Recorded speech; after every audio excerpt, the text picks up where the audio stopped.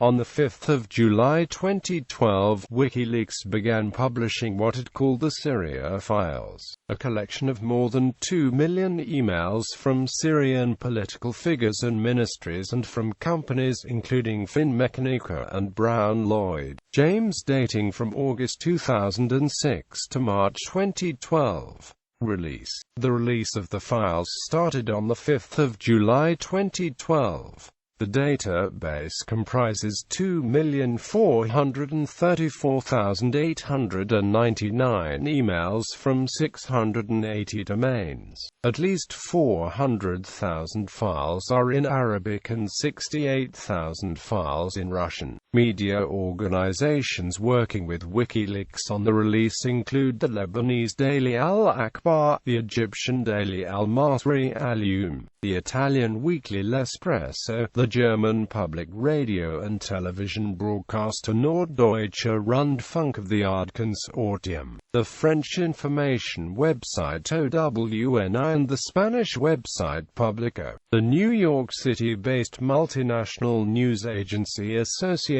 Press was initially announced by WikiLeaks to be helping with the release. The claim was withdrawn by WikiLeaks, and an app spokesperson stated that app was reviewing the emails for possible coverage, did not have any advance agreement on how might handle the material. Quote, according to Al-Akhbar's analysis, the Syria Files illuminate, often in small ways, the nature of power within and the inner workings of certain political and economic elements in Syria. Al-Akhbar states its confidence that the emails are authentic, that the senders and receivers are mainly who they say they are. A hacktivist group of the Anonymous Collective claimed credit for obtaining the emails and providing them to WikiLeaks. Anonymous stated that it had worked day and night in order to access computer servers in Syria, and that the data available had been so massive that downloading it had taken several weeks.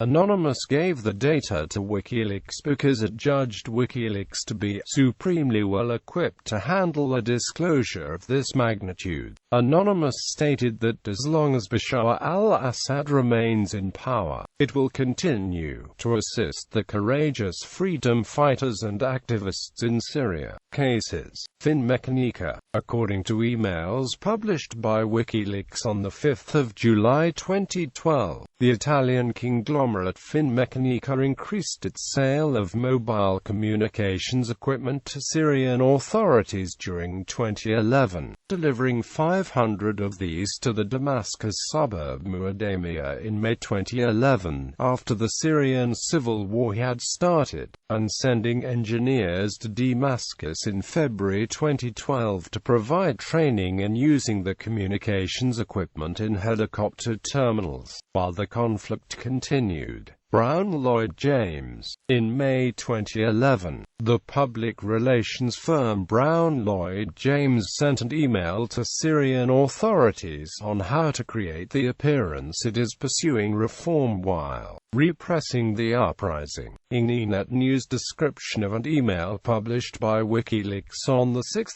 July, Brown Lloyd James advised that refocusing the perception of outsiders and Syrians on reform will provide political cover to the generally sympathetic U.S. government, and will delegitimize critics at home and abroad. In our view, the president needs to communicate more often and with more finely tuned messaging, and the First Lady needs to get in the game. The absence of a public figure as popular, capable, and attuned to the hopes of the people as Her Excellency at such a critical moment is conspicuous.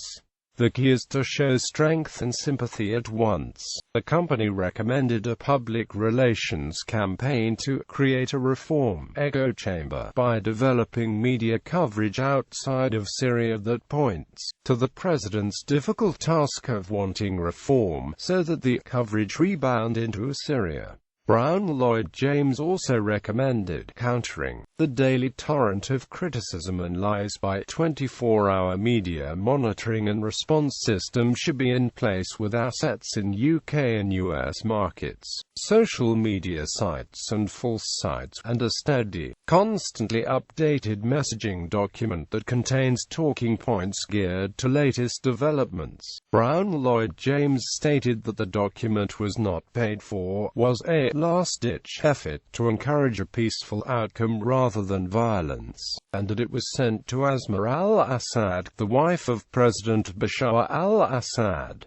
Bashar and Asma al-Assad. On 8 July 2012, Al-Akhbar presented an analysis of emails by President Bashar al-Assad and his wife, Asma al-Assad. Al-Akhbar listed the main topics of the al-Assad Syria Files emails, and stated, viewed through the prism of the Syria Files, Syria's first couple appear to be occupied with the representative capacities, with ample time devoted to the state of the palatial gardens, renovations, the stationary needs of low-level employees, but also issues related to bolstering the couple's image, be it via charitable efforts or through political favors. During the first year of the uprising covered by the emails in the cache, the official and unofficial correspondence of the first couple and Ministry of Presidential Affairs present only few references to the ongoing tumult.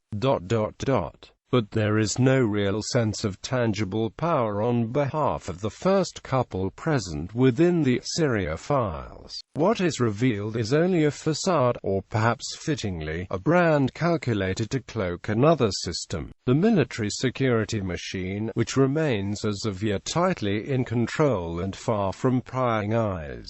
Rami Makhlouf. Syria Files examined by Al-Akhbar show that after businessman Rami Makhlouf publicly claimed to respond to protesters' demands by repenting from business, selling shares and investing his money and time in charity and development projects, he continued to invest in several banks during 2011 and 2012. In late January 2012, he bought about 15 times as much shares as he sold, buying £127 million and selling £8,670,000 of shares, mostly in Qatar National Bank Syria and Syria International Islamic Bank. Commentary and reactions. WikiLeaks leader Julian Assange said of the files that, "It helps us not merely to criticize one group or another, but to understand their interests, actions and thoughts. It is only through understanding this conflict that we can hope to resolve it."